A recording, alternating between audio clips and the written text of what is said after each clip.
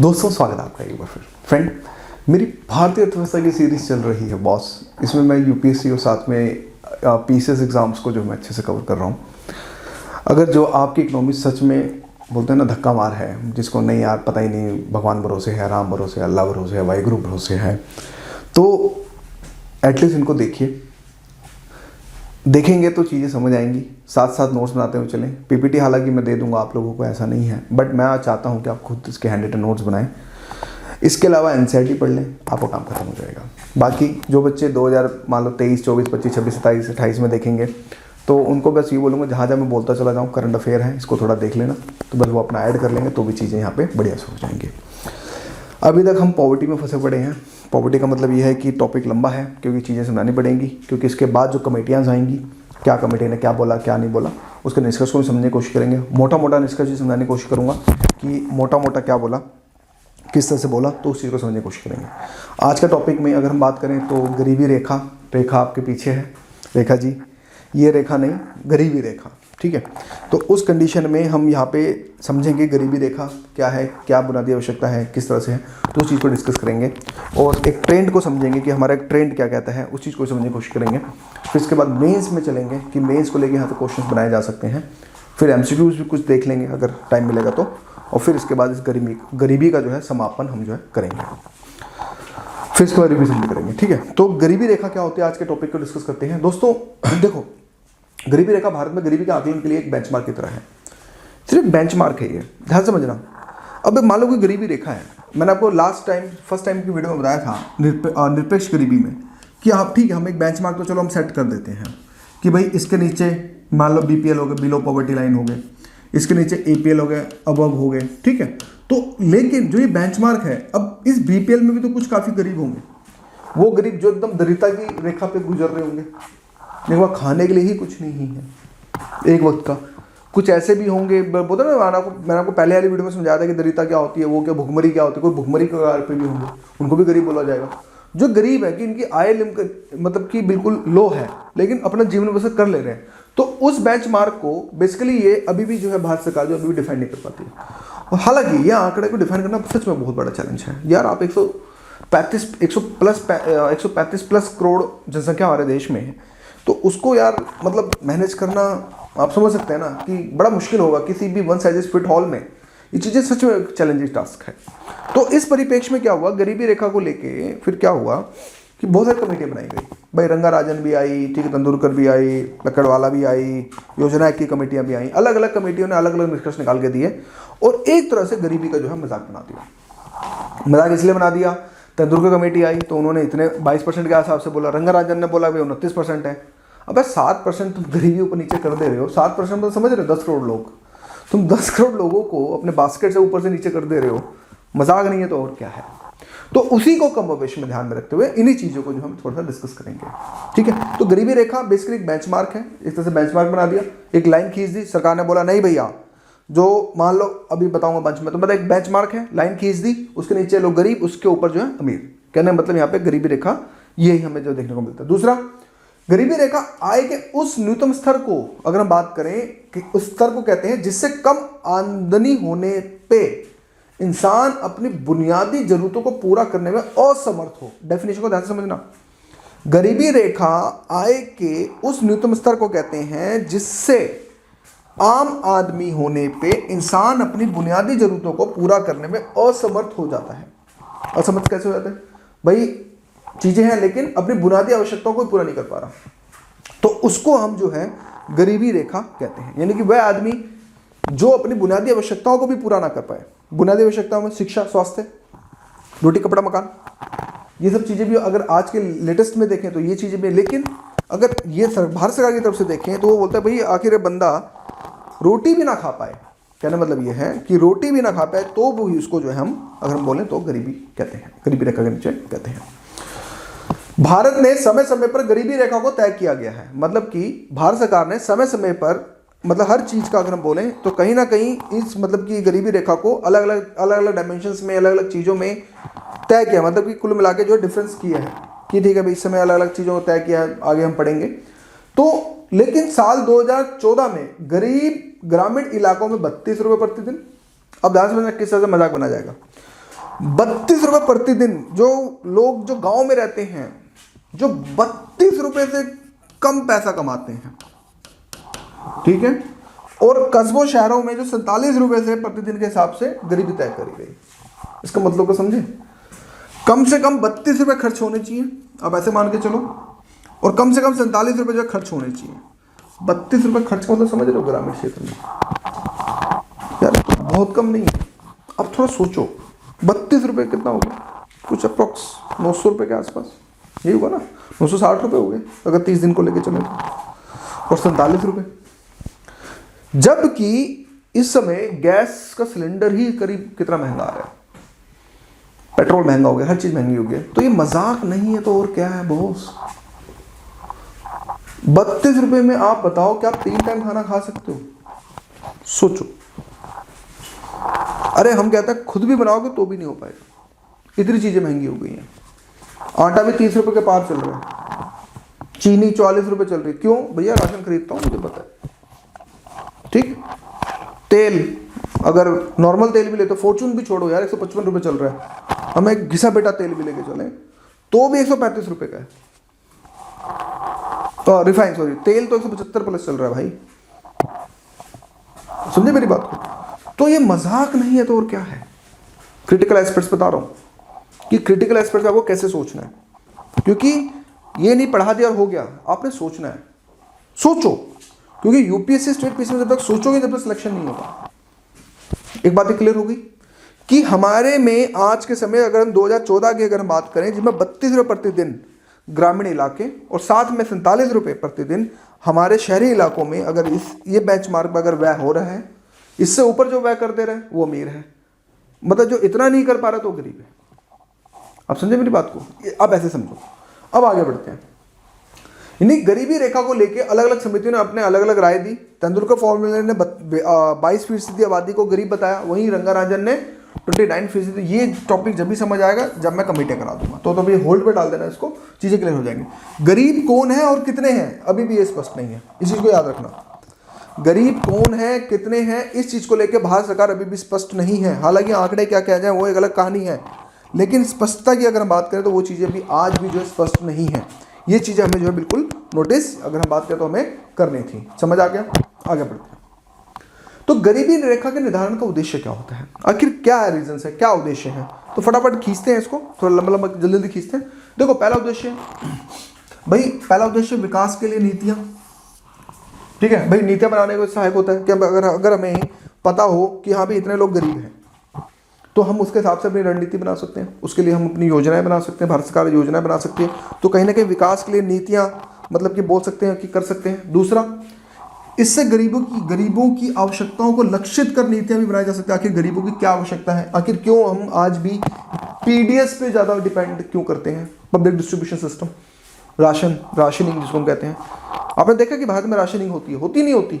UP में भी elections होने वाले हैं इन फ्यूचर में, तो हमने देखा होगा वहाँ पे लोग कहते हैं कि नहीं भी राशनिंग होनी चाहिए पहले सबको, मतलब कि एटलीस्ट जो फूड है वो फ्री मिलना चाहिए, एटलीस्ट राशन जो फ्री मिलना चाहिए। आखिर ये क्यों हो रहा है, क्योंकि जब हमने आंकड़े देखे तो उसके हिसाब से हमें फ्री राशनिंग लेके आए। तो ये कहीं ना कहीं इसके कारण भी हुआ निरंतर रेखा की देखने के बाद। फिर ऐसी नीतियां प्रकृति में प्रायः पुनः वितरणकारी होती हैं, जैसे रियायती दरों पर खदान उपलब्ध कराना।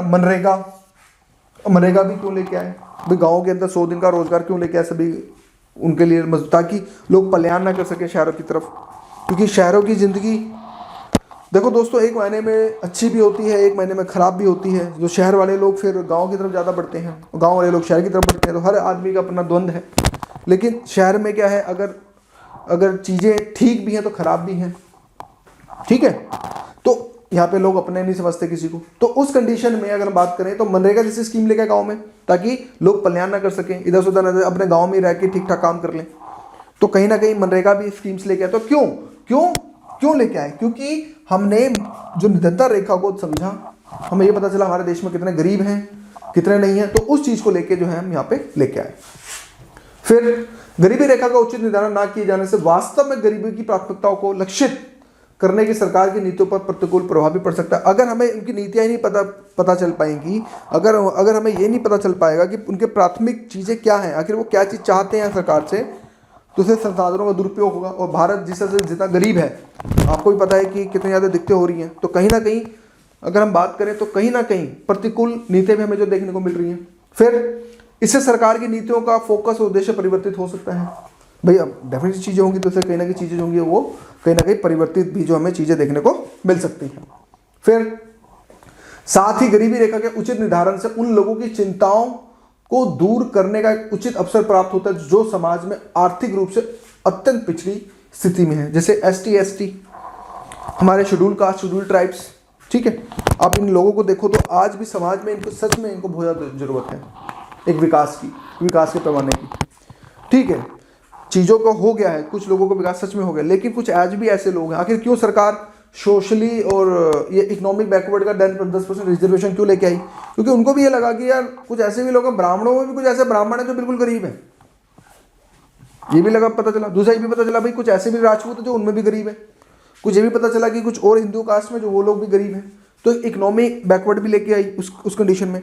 तो ये चीज़ें जिसके कारण ये आखिर ये पॉलिसी क्यों लेके आई, उनको पता चला भाई रेखा से। ठीक है, तो ये सब चीज़ें हमें जो है कुल मिला के जो देखने को मिली। फिर सरकार द्वारा बनाई गई नीतियों द्वारा गरीबों के कितनी हितकारी हैं, सकल घरेलू उत्पाद में वृद्धि का गरीबी रेखा पर क्या प्रभाव पड़ा और इससे कितने निर्धन गरीबी रेखा से बाहर आए इत्यादि के मूल्यांकन में गरीबी रेखा सहायक सिद्ध होती है। तो आखिर कुल मिला के अगर हम निष्कर्ष के तौर पर देखें, जो भी सरकार द्वारा जो भी नीतियाँ बनाई गई कितनी भी चाहे हितकारी हो, तो उससे कहीं ना कहीं हमें ये पता चलेगा कि आखिर कितना हमें एक मूल्यांकन के तौर पे हमें चीज़ों को देखना मिलेगा। समझ आया गरीबी का उद्देश्य, निर्धनता के उद्देश्य। अब दोष क्या है? ठीक है, हमने पॉजिटिव पॉइंट्स पढ़े, थोड़ा अब नेगेटिव पॉइंट्स की तरफ भी पढ़ते हैं। गरीबी रेखा के अंतर्गत सभी निर्धनताओं को एक वर्ग माना गया है। सिर्फ मैंने बताया ना, एक लाइन खींच दी, उससे नीचे नीचे गरीब है, उससे ऊपर जो अमीर है। लेकिन इस निर्धनता के अंदर अति निर्धन लोग और मध्य विभाजन के संभव नहीं हो पाता। भैया ऐसे भी लोग होंगे जो बिल्कुल झुग्गी झोपड़ी जिसको फुटपाथ पे सो रहे होंगे। आपने देखा भी होगा कितने लोग, कितने माँ बाप, कितने बच्चे जो होते हैं वो फुटपाथ पे भी सोते हैं। देखा नहीं देखा? तो उस कंडीशन में अगर हम देखें तो उसका विभाजन करना भाई कितना ज़्यादा, अगर हम देखें तो कितना ज़्यादा मुश्किल हमें जो देखने को मिलता है। इसकी सहायता से सरकारी सेवाओं के लिए पात्र व्यक्तियों की पहचान हो जाती है, परंतु यह ज्ञात नहीं हो पाता कि सबसे अधिक सहायता की आवश्यकता किन निर्धनों की जाए। हमें एक निर्धनता रेखा से ये तो पता चल जाता है कि हाँ भाई ये लोग निर्धन हैं और हमें मतलब कि कुल मिला के हाँ इनकी हमें हेल्प करनी है, सरकार ने मतलब योजना बनानी है, करनी है। लेकिन अब उन निर्धन में भी कुछ प्रायोरिटी होती है। भाई जो बहुत ज़्यादा निर्धन है उसके बारे में हमें पता नहीं चल पाता, क्योंकि जो बहुत ज़्यादा निर्धन हो, जो बहुत ज़्यादा गरीब हो, हम उसकी ज़्यादा हेल्प कर सकें पहले, क्योंकि पहले उसको ज़रूरी है, क्योंकि वो दरिद्रता की भुखमरी की रेखा पे है।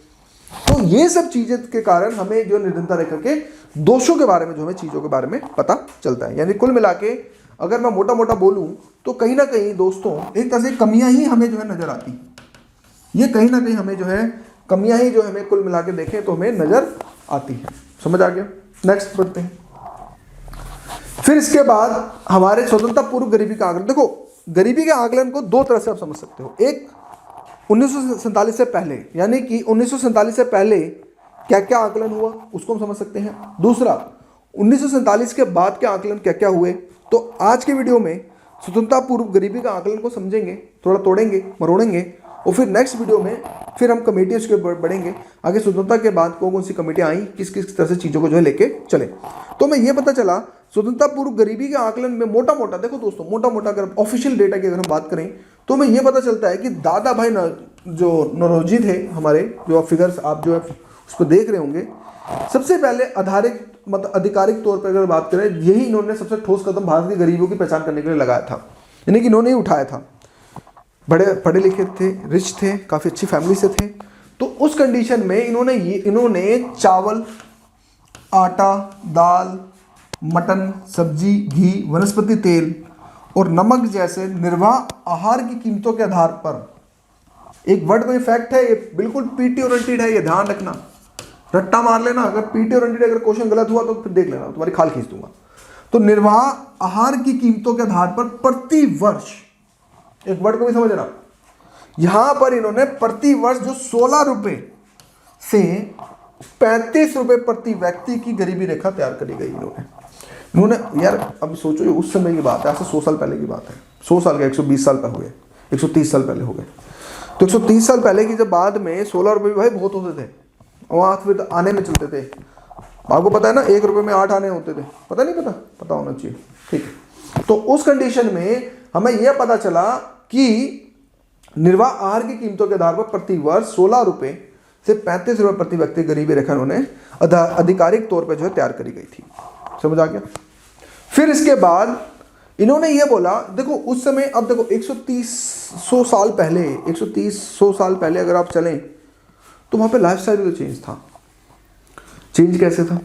आज मोबाइल है, इंटरनेट है, घोड़ा गाड़ी है, उस समय इतनी नहीं होती थी। साइकिल्स के लिए भी लोग, मेरे दादा जो लाहौर के थे, ठीक है, हम लोग पार्टीशन के बाद दिल्ली में आके सेटल हुए, ठीक है। तो हमारे दादाजी कहते थे कि जब गांव में साइकिलें आती थी, एक मतलब किसी गांव में एक साइकिल आती थी तो लोग 10-10 गांव से उसको देखने आते थे कि इस गांव में साइकिल आई है। सोचो, आज तो बगल में मर्सिडीज आए तो कोई नहीं जान देखता, राइट? तो उस कंडीशन में उस समय की चीज़ों को अगर आप कंपेयर करें, तो हमें ये पता चलता है कि उस समय महंगाई की दर बहुत डिफरेंट होगी। फालतू एक्सपेंसेस नहीं होंगे। अब आज के समय मोबाइल का रिचार्ज करना बहुत जरूरी होता है, क्यों नहीं कराओगे तो चीज़ें दिक्कत हो जाएंगी। तो मोबाइल भी एक एसेंशियल गुड्स की तरफ ही बढ़ रहा है। अगर हम बात करें तो आपको ये भी पता है कि इंटरनेट जो फंडामेंटल राइट है, पता होना चाहिए। इवन केरला का जो हाई कोर्ट का जो जजमेंट आया था, उन्होंने इंटरनेट को फंडामेंटल राइट बोला है, इस चीज़ को याद रखिएगा। तो उन्होंने उस समय 16 रुपये और प्रति व्यक्ति की गरीबी रेखा को करने स्टार्ट किया, ठीक है। फिर इसके बाद चीज़ें चेंज हुई। फिर उसके बाद 1938 गरीबी योजना समिति ने प्रति व्यक्ति प्रति माह, अब देखो यहां पर जो चीजें ध्यान रखना, प्रति माह, यहां से यूपीएससी क्वेश्चन बना सकता है, क्यों नहीं बना सकता? वो आपको बोल देगा कि ठीक है भाई, दादा भाई नौरोजी ने प्रति माह बताया था, यहां पे इसको साल कर देगा, स्टेटमेंट बताओ अब कौन सी सही है। तो जब तक तुम ये फैक्ट याद नहीं रखोगे, प्रति माह प्रति वर्ष, ये चीजें फिर नहीं हो पाएंगी। समझे मेरी बात को? तो प्रति माह इन्होंने ये बोला था कि 15 रुपए से लेकर 20 रुपए तक की गरीबी रेखा तय करी गई। वहां पे 16 रुपए साल का था, लेकिन यहां पे अब महीना, क्योंकि महंगाई बढ़ रही है भाई। उस समय फिर 1938 की बात है, ठीक है। तो जब 1938, आप ये मोटा मोटा ये मान के चलो, तब दूसरा विश्व युद्ध शुरू होने वाला था। तो अब ऐसे मोटा मोटा मान के चलो कि उस समय की बात है, तो वहां पे जो है 15 रुपए कर दिया गया। तो उस कंडीशन में यहाँ पर एक आधिकारिक तौर पर योजना, जो राष्ट्रीय योजना समिति ने इसकी गरीबी रेखा तय कर दी थी, और साथ में यह न्यूनतम जीवन स्तर पर आधारित था, जहाँ पोषण संबंधित आवश्यकता महत्वपूर्ण थी। इसमें एक चीज और ऐड करना कि इसमें कहीं ना कहीं न्यूनतम जीवन, ठीक है, न्यूनतम जीवन स्तर पर आधारित था, जहाँ पोषण संबंधी आवश्यकता महत्वपूर्ण यहाँ पे हमें जो है देखने को मिली थी। फिर 1944 में करीब 6 साल के बाद बॉम्बे योजना ने प्रति व्यक्ति प्रति वर्ष 75 रुपए की गरीबी रेखा का सुझाव दिया था। 75 रुपए प्रति वर्ष। भाई क्यों? इन्फ्लेशन बढ़ेगा, तो ये सब चीजें अगर हम देखें तो हमें यहाँ पे ये चीजें जो है बेसिकली जो है देखने को मिल रही थी। समझ आ गया? तो कुल मिला के हमें ये पता चला कि स्वतंत्रता पूर्व कुछ मोटे मोटे प्रयास हुए, हालांकि छुटपुट प्रयास भी हुए थे, वो हमारे लिए इतना इंपॉर्टेंट नहीं है दोस्तों। लेकिन जब ट्रेंड आ जाए कि मान लो यूपीएससी मेंस में क्वेश्चन दे दे कि भाई स्वतंत्रता पूर्व गरीबी का आकलन करने के लिए कौन से प्रयास किए गए, तो बस उठा के ये 3 फैक्ट्स बढ़ा देना, इनको थोड़ा एक्सप्लेन कर देना, अच्छे से हो गया, क्योंकि आप फैक्ट्स के ऊपर बात कर रहे हो। तो जब ये 3 आप मोटा मोटा 3 पॉइंट लिख दोगे, उसके बाद अच्छे से जो अपना निष्कर्ष को बढ़िया से लिख देना, चीज़ें अच्छे से हो जाएंगी। तो कुल मिला के अगर हम बात करें तो ये मेंस ओरिएंटेड भी जो है क्वेश्चन जो है पूछा जा सकता है। क्यों? बताओ, स्वतंत्रता पूर्व गरीबी का आकलन किस तरह से किया जाता था? 10 मार्क्स का आ जाए, शॉर्ट एक मान लो 150 वर्ड में आ जाए, तो फिर ये चीज आपको करनी पड़ेगी, ठीक है। स्वतंत्रता के बाद भारत में गरीबी का अनुमान अगर हम बात करें तो गरीबी रेखा का अनुमान या भारत में गरीबी की संख्या गणना कई समितियों द्वारा कैलोरी खपत और प्रति व्यक्ति आय के आधार पर करी गई थी। देखो यहाँ लग रहा है, यहाँ पे और है ये, या तो कैलोरी खपत को लेके आए, एक नया फॉर्मूला लेके आए कि 2400 कैलोरी 2100 कैलोरी का फॉर्मूला फिट करके लेके आए कि ग्रामीण में अगर कोई 2400 ले रहा है और उसमें अगर, तो कैलोरी को लेके बहुत ज़्यादा चीज़ें अस्पष्ट थी। मानना ये था अबे आदमी खाना ही खाएगा क्या, कपड़ा नहीं पहनेगा, रहेगा नहीं, बच्चे होंगे तो उसके स्वास्थ्य शिक्षा इनका सबका क्या है। तो उस कंडीशन में हमें बेसिकली ये पता चला हमें यह पता चला कि कहीं ना कहीं अगर हम बोलें तो कैलोरी खपत है प्रति व्यक्ति आय के आधार पर जो है बेसिकली जो इनकी अगर हम बात करें तो गणना जो है करी गई थी, जिसके अंदर अगर हम मोटा मोटा देखें तो कुछ गरीबी रेखा निर्धारण से जुड़ी समितियां हमें जो देखने को मिली। इनका रट्टा मार लेना, क्योंकि यहां से कॉर्निकल ऑर्डर से चीजें पूछी जा सकती हैं, क्रोनोलॉजी पूछी जा सकती है कि बताइए पहले कौन सी समिति आई, कौन सी समिति बाद में आई, एक सीक्वेंस पूछा जा सकता है। तो कहीं ना कहीं ये जो समितियां हैं ये बिल्कुल पीटी ओरिएंटेड है अभी फिलहाल, मेंस तो है ही, लेकिन यहां से पीटी ओरिएंटेड भी पूरा का पूरा जो है चीजें जो पूछी जा सकती है। जैसे भारत की स्वतंत्रता के बाद अब तक देश में कुल मिला के अगर हम देखें तो कुछ इस तरह की समितियां हमें जो देखने को मिली, ठीक है। हालांकि अगर आधिकारिक तौर पर देखें तो अभी तक तो यही है, लेकिन एक अभी अरविंद पनगड़े के द्वारा भी कार्य समिति 2015 में गठित करी गई थी, उसका हालांकि निष्कर्ष तो कुछ नहीं आया अभी तक, लेकिन कुल मिला के रंगराजन समिति के द्वारा ही जो हमें देखने को मिला, जिसमें पहली समिति जो आई थी, क्योंकि आपको पता नीति आयोग से पहले योजना आयोग कार्य समूह था, उसमें 1962 के अंदर एक समिति आई गरीबी को आंकड़े को मापने के लिए। फिर दादेकर और एन नाथ के द्वारा 1971 में भारत पाकिस्तान का युद्ध जब हुआ था तो जब आई अलग समिति 1979 में आई राजीव काल के बाद, ठीक है। फिर लक्कड़वाला समिति अगर हम बात करें तो वर्ष 1993 में आई। फिर इसके बाद तेंदुलकर समिति 2009 में आई और फिर इसके बाद रंगाराज समिति 2014 में आई। और इन सभी समितियों ने अपने अलग अलग आंकड़े, अपने अलग अलग मैथोलॉजी को यूज किया। ध्यान समझना, इनके निष्कर्ष पे भी चलेंगे और इनकी मैथोलॉजी पे भी चलेंगे, आखिर किसने क्या क्या यूज किया क्या क्या नहीं किया। क्योंकि जिस तरह से यूपीएससी 2021 में इकोनॉमी को लेकर कंसेप्चुअल क्वेश्चन पूछे जा रहे हैं, तो क्या पता यहां से भी क्वेश्चन कुछ बन जाए। तो आने वाली वीडियोस में हम अब इन्हीं के ऊपर 2 से 3 वीडियो शायद इन पर बन जाएगी, तो मुझे लगता है कि इनको कराना बहुत ज़्यादा जरूरी होगा, क्योंकि ये समितियां अगर नहीं हुई तो चीज़ें फिर खराब हो जाएंगी। तो इसलिए इन समितियों को बहुत ज़्यादा डिटेल में देखेंगे और चीज़ों को बहुत अच्छे से जो है करने की जो कोशिश करेंगे। क्यों? एट द एंड आपने इन समितियों के फैक्ट्स के पीछे नहीं भागना है, आपने इन समितियों को सिर्फ चीज़ों को समझना है कि आखिर ये समितियाँ क्या गई और क्या एक निष्कर्ष निकाल के गई। हमारे लिए ये चीज़ें ज़्यादा इंपॉर्टेंट हैं। तो आज की वीडियो में फिर हम इसी वीडियो को अंत करते हैं। बाकी आप मेरे शॉर्ट नोट्स और आप हमारे माइंड मैप जब भी आप पेड ग्रुप अगर आप देखना चाहते हैं तो 9267929744 पे मुझे व्हाट्सअप करके इन्फॉर्मेशन ले सकते हैं कि क्या है किस तरह से है।